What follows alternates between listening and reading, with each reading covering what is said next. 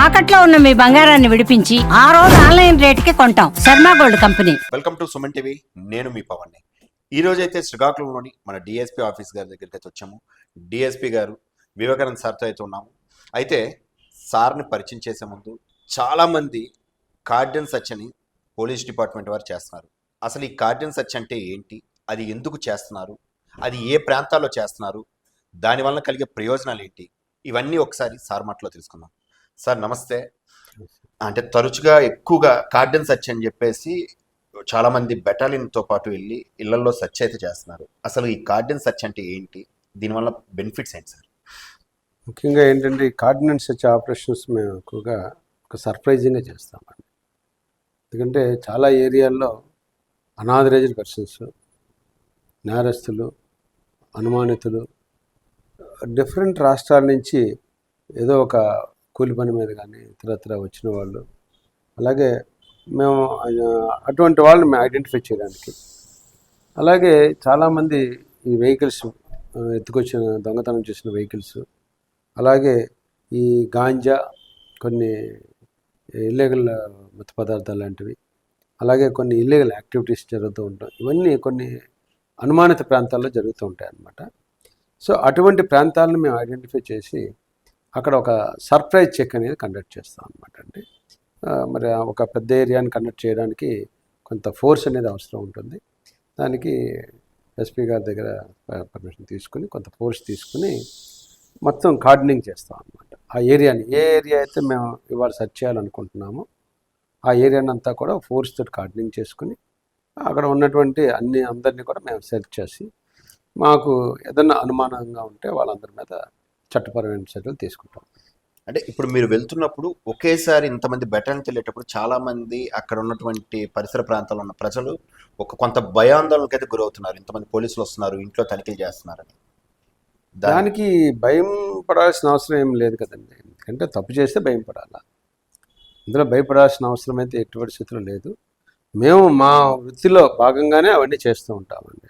ఎందుకంటే ఇలా surprise rides చేయడం మూలంగా మనకి చాలా మంచి రిజల్ట్స్ చాలా సందర్భాల్లో మనకు వచ్చిన సందర్భాలు ఉన్నాయి. కాబట్టి ముందుగా చెప్తే వాళ్ళు వెళ్ళిపోవడానికి అవకాశం ఉంటుంది, పారిపోవడానికి అవకాశం ఉంటుంది, దాన్ని కన్సీల్ చేసే అవకాశం ఉంటుంది. కాబట్టి ఒక సర్ప్రైజ్గా ఒక ఏరియాని ఒక్కొక్క టైంలో ఒక్కొక్క ఏరియాని ఎంచుకొని, ఇది పై అధికారుల ఉత్తర్వులు కూడా అంతా ఉన్నాయండి. దాని ప్రకారం మేము వారానికి ఒక 2-3 సర్ప్రైజ్ రైడ్స్ అనేది మేము చేస్తున్నాం. అంటే ఈ కార్డినెన్స్ సెర్చ్లో ఎటువంటి తనిఖీలు అయితే మీరు చేస్తారు? ముఖ్యంగా అనుమానితులు అసలు ఎవరున్నారు అంటే దీంట్లో ఎన్యూమరేషన్ అనేది కూడా జరుగుతూ ఉంటుందండి. ఏ ఇంట్లో ఎవరు ఉంటున్నారు అన్నది మనకు ఒక నాలెడ్జ్ వస్తుంది ముందు. ఆ ఇంట్లో ఉన్న వాళ్ళ తాలూకా ఆధార్ కార్డ్స్ని వెరిఫై చేస్తాము. తర్వాత ఎవరైనా అన్నోన్ పర్సన్స్, అనాథరైజ్డ్ పర్సన్స్ ఉంటే ఎందుకు వచ్చారు ఏంటి అనేది ఒక విచారణ చేస్తాము. అలాగే ఆ ఇంట్లో ఇల్లీగల్గా వెపన్స్ కానీ, అలాగే గాంజా లాంటి మత్తు పదార్థాలు కానీ, అలాగే బ్లాస్టింగ్ మెటీరియల్స్ కానీ అలా ఇల్లీగల్గా ఏమైనా స్టోర్ చేసి ఉంటే దొరుకుతాయి. అలాగే చాలా వెహికల్స్ ఎక్కువగా దొరుకుతుంటాయండి వితౌట్ ఎనీ రికార్డ్స్. అవన్నీ కూడా మేము వెరిఫై చేస్తాం. Identity of the persons those are living in particular area మాకు తెలుస్తుంది. అందులో అనాథరైజ్డ్ పర్సన్స్, అన్నోన్ పర్సన్స్ ఉంటే వాళ్ళు ఎందుకు వచ్చారు, ఏ పని మీద వచ్చారు, అవన్నీ కూడా మేము రేసెస్ వెరిఫై చేస్తాము. అలాగే చాలామంది నేరస్తులు కూడా కొన్ని షెల్టర్స్ తీసుకుని ఉంటారు. వాళ్ళని చూస్తే ఆల్రెడీ వాళ్ళ ఇన్ఫర్మేషన్ మా దగ్గర ఉందనుకోండి, అలా చాలా సందర్భాల్లో మాకు నేరస్తులు కూడా దొరికిన సందర్భాలు ఉన్నాయి. దీని మూలంగా మంచి సత్ఫలితాలను మేము సాధిస్తున్నాం. కాబట్టి ఈ కార్డినెన్స్ సర్చ్ ఆపరేషన్ మేము చేస్తున్నాం. అంటే ఇప్పుడు మనం చేస్తున్నటువంటి ఈ కార్డినెన్స్ సెర్చ్ వలన అనుమానితులు కానీ, అంటే ఎవరు భయపడాల్సిన అవసరం అయితే లేదు. ఇప్పుడు సార్ చెప్పేటట్లు తప్పు చేస్తే ఖచ్చితంగా భయం ఉంటుంది, తప్పు చేయనప్పుడు హ్యాపీగాను మనకి వెహికల్ చెకింగ్స్ కానీ ఇవన్నీ కూడా ఏంటంటే పోలీసులు మన భద్రత కోసము, మన సంరక్షణ కోసం మాత్రమే చేస్తున్నారు. ఈ కార్డినెన్స్ సెర్చ్ వలన మనకి ఇప్పుడు ఏదైతే తనిఖీలు చేస్తున్నారో ఈ తనిఖీల వలన కూడాను ఎవరైతే నేరస్తులు మనలో వచ్చి కలిసిపోయి జీవిస్తూ ఉంటారు వాళ్ళని పట్టుకోవడానికి కానీ, అదేవిధంగాను ఈ మత్తు పదార్థాలు అమ్మకాలు చేసేటప్పుడు కూడాను చాలామంది ఇలాంటి కొంటే కొద్దిగా వెనకబడిన ప్రాంతాల్లో అయితే వాళ్ళని సెలెక్ట్ చేసుకొని అక్కడ ఉండడానికి అవుతుంది. అటువంటి వాటిలో ఈ సర్ప్రైజింగ్ విజిట్ చేయడం బట్టి అనుమానితులు మనకి దూరంగా ఇక్కడ ఉంటే మేము దొరికిపోతామని చెప్పి మన ప్రాంతాన్ని వదిలి వెళ్ళిపోతారు. దానివలన మన ఫ్యూచర్ అంతా సుఖంగా ఉండొచ్చు. ఒక్కరోజు జరిగే ఈ కార్డినెన్స్ సెర్చ్ వల్ల మనం భయం ఏదైతే చాలా మంది ప్రజల్లో ఉన్న భయం అది బయటకు తీసేస్తే దానివల్ల మన పోలీసులకు సహకరించడం బట్టి అదేవిధంగా మనకు వాళ్ళు తీసుకున్నటువంటి ఈ యాక్టివిటీస్ వలన నేరస్తులు మన నుంచి దూరంగా వెళ్ళిపోయే ప్రయత్నం అయితే చేస్తారు. అదేవిధంగా సార్ మరొక చాలా మేజర్ ఈ డిజిటల్ అరెస్ట్లు. అసలు ఈ డిజిటల్ అరెస్ట్ అనేది వచ్చిన తర్వాత రోజుకు ఒక రకంగా ఈ సైబర్ క్రైమ్ అనేది పెరుగుతుంది. రీసెంట్గా చూస్తే మన శ్రీకాకుళంలోనే ఒక మంచి పొజిషన్లో ఉన్నటువంటి వాళ్ళు ఒక 13.5 లక్షల రూపాయలు అయితే ఈ డిజిటల్ అరెస్ట్లో పోగొట్టుకున్న కథనాలు అయితే మనం చూసాం. అసలు ఈ డిజిటల్ అరెస్టులు ఏ విధంగా వస్తున్నాయి, దాన్ని ఏ విధంగా భయపడుతున్నారు, వాళ్ళు చేస్తుంది ఎవరిని టార్గెట్ చేస్తున్నారు? ఇప్పుడు దాకా చూస్తేనండి డిజిటల్ అరెస్ట్లో ఎక్కువగా కూడా వెల్ ఎడ్యుకేటెడ్ సీనియర్ సిటిజన్స్, మంచి ప్రొఫెషనలిస్టులే మనకి చాలామంది ఇందులో బాధితులుగా ఉన్నారు. ఓకే. ఎందుకంటే సాధారణంగా ఒక పల్లెటూరు అతను ఒక అన్ఎడ్యుకేటెడ్ నువ్వు డిజిటల్ అరెస్ట్ అని అతను తెలియదు. ఓకే. సో ఆయన ఏం దానికి రెస్పాండ్ అవ్వడు. ఓకే. ఎవరైతే స్మార్ట్ ఫోన్స్ వచ్చిన తర్వాత ప్రతిదానికి ఏదో దాన్ని నొక్కడము, అన్నెసరీ ఎవడ పాస్వర్డ్ అడిగితే చెప్పేయడము, ఇలాంటివన్నీ రకరకాలుగా జరుగుతూ ఉన్నాయి. మన కొంతమంది ఎంతో చదువుకుంటారు, ఎంతో తెలివైన వాళ్ళు ఉంటారు, కానీ వాళ్ళు పెట్టినటువంటి ఒక టెన్షన్కి ఒక కార్నర్ చేసేటప్పటికి భయం పడిపోయి వాళ్ళు ఏమడితే అది ఇచ్చేస్తున్నారు. ఈ రోజున భారత ప్రభుత్వం, రాష్ట్ర ప్రభుత్వాలు 1930 అని డిజిటల్ దీని మీద ఎంతో అవేర్నెస్ క్రియేట్ చేస్తున్నాయి.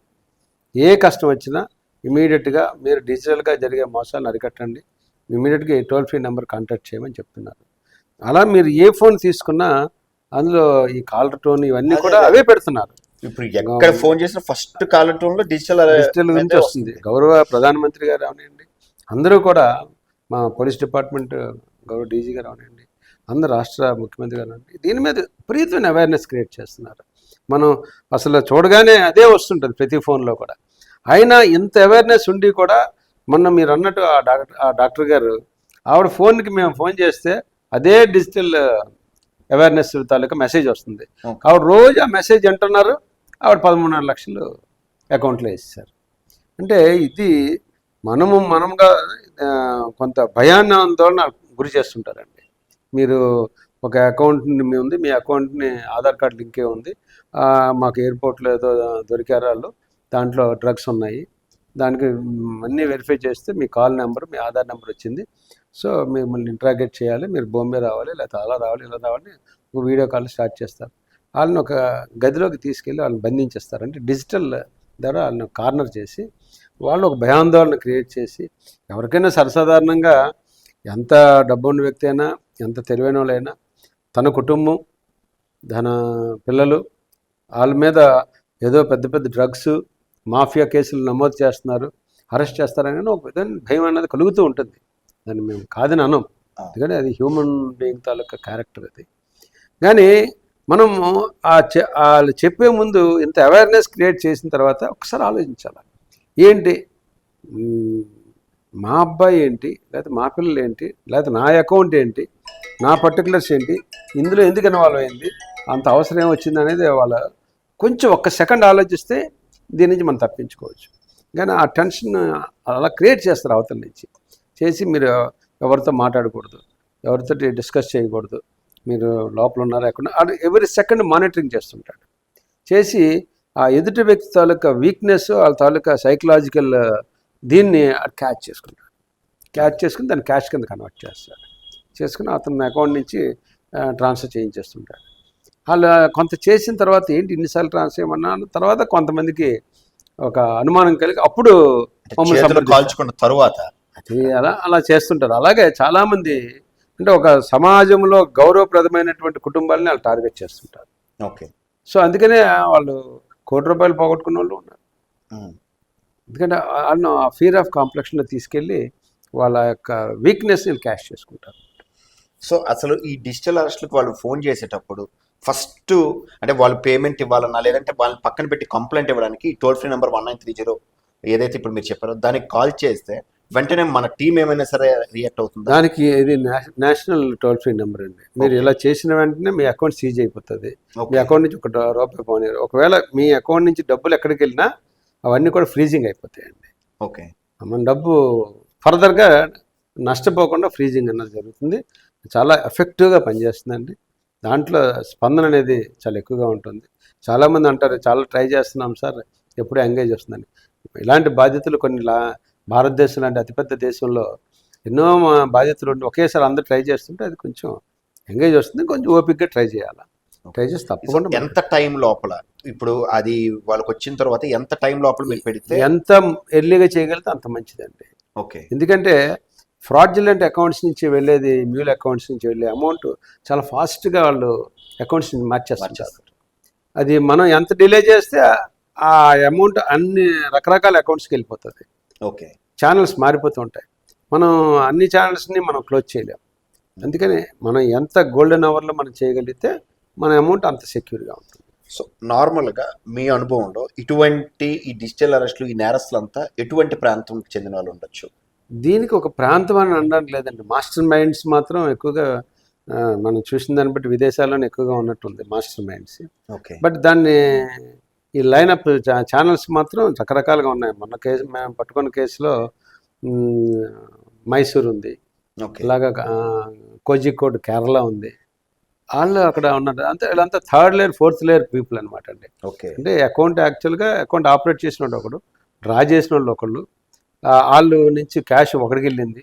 అలాగే రకరకాల ఏటీఎం నుంచి కొంత దుబాయ్లో ఏటీఎం ద్వారా 3 లక్షలు డ్రా చేశారు. అలా ఏంటంటే ఒక్కసారి మన అకౌంట్ నుంచి క్యాష్ వెళ్ళిందంటే అది ఎన్ని రకాల అకౌంట్లోకి వెళ్తుంది, ఎన్ని రకాలుగా విత్డ్రా అవుతుందని మనం చెప్పలేము అనమాట అండి. ఆ లైన్ ఆఫ్ ఇన్వెస్టిగేషన్లోకి వెళ్తే రకరకాల ఛానల్స్ మనకు తెలుస్తూ ఉంటాయి అన్నమాట. సో ఫైనల్గా చాలామందికి ఈ డిజిటల్ అరెస్టులు కానీ లేదంటే ఈ కాల్ మనీస్ కానీ ఇప్పుడు చాలా కేసులు చూస్తాం, చాలామంది ప్రాణాలు పోగొట్టుకున్నారు, అప్పుల పాలయ్యారు. వాళ్ళందరికీ ఒక్క మాటలో మీరు చెప్పాలంటే ఏం చెప్తారు? అవేర్నెస్ అనేది చాలా అవసరం అండి. ఎవరికి జరగాల్సిన అవసరం లేదు. మీ అకౌంట్స్ మీరు సెక్యూర్గా ఉంచుకోండి. ఎవరు పిన్ నెంబర్ అడిగినా మీరు దయచేసి చెప్పొద్దు. అలాగే మీకు వచ్చే అన్నోన్ మెసేజెస్ని దయచేసి ఓపెన్ చేయొద్దు. అలాగే అన్నోన్ నెంబర్స్ నుంచి ఏ కాల్ వచ్చినా మీరు టచ్ చేయడానికి అవసరం లేదు. ఎందుకంటే మన తాలూకా మన పర్సన్స్ అందరూ మనం కాంటాక్ట్లో పెట్టుకుంటాం. అన్నోన్ నెంబర్స్ని, అన్నోన్ కాల్స్ని అటెండ్ అవ్వద్దు. అలాగే అన్నోన్ మెసేజెస్ని అటెండ్ అవ్వద్దు. మీ పిన్ కానీ మీ ఐడి కానీ ఎవరికి చెప్పాల్సిన అవసరం లేదు. ఇవన్నిటిని రోజు మనకి అనుకుంటామండి, మనం మాట్లాడుకుంటాం, మనన్నీ తెలుసు. కానీ ఆ టైంలో మనం ఆటోమేటిక్గా ఒక స్ట్రెస్, భయం, ఒక దేంతో అనుకోకుండా అన్నీ జరిగిపోతుంటాయి.